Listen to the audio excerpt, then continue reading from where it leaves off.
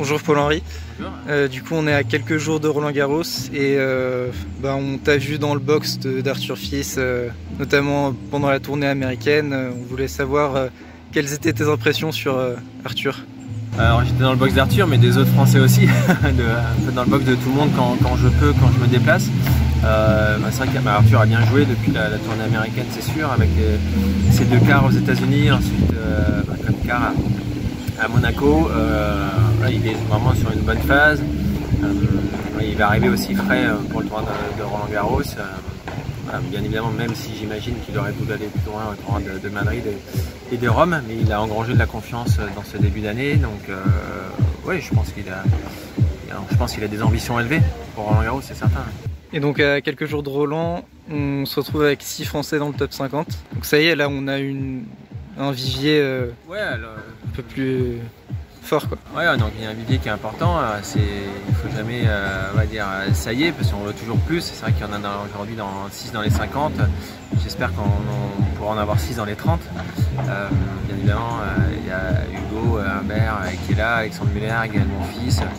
Il y a Corentin aussi qui est pas très loin. Il y a Benjamin Bonzi, Arthur Hinarknecht, Corentin, j'ai dit. C'est vrai qu'il y en a quand même vraiment quelques-uns qui sont là, Hugo Gaston. Donc il y en a quand même beaucoup, même qui sont juste en dehors des 50 premiers, et Quentin Alice aussi.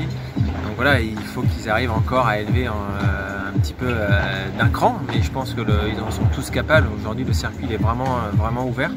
Je pense qu'il y a vraiment de la place pour tout le monde et la plupart de tous les joueurs que j'ai pu citer, je pense qu'ils peuvent encore monter et pourquoi pas jouer les premiers rôles, parce que en tout cas intégrer les 30 premiers joueurs du monde, parce que si les autres l'ont fait, ils peuvent aussi le faire. En tout cas, ils ont tous le tennis pour le faire. Et donc de Giovanni Pecci-Perricard à Corentin Moutet, il y a des profils quand même hyper différents, quoi. Ouais, bien sûr, c'est vrai que j'ai oublié de citer Giovanni, il y en a tellement, comme il y en a tellement, on a tendance à oublier des noms, mais il y a Giovanni bien évidemment qui est là, qui joue les premiers rôles aujourd'hui dans le tennis français. C'est vrai qu'on a des profils très différents, mais c'est ce qui fait aussi le charme de notre sport. Giovanni a eu un début d'année un petit peu plus dur, en tout cas les dernières semaines, mais je ne suis pas du tout inquiet sur le fait qu'il regagne de la confiance très rapidement. C'est le genre de joueur qui peut vraiment, sur un gros tournoi, vraiment créer la surprise.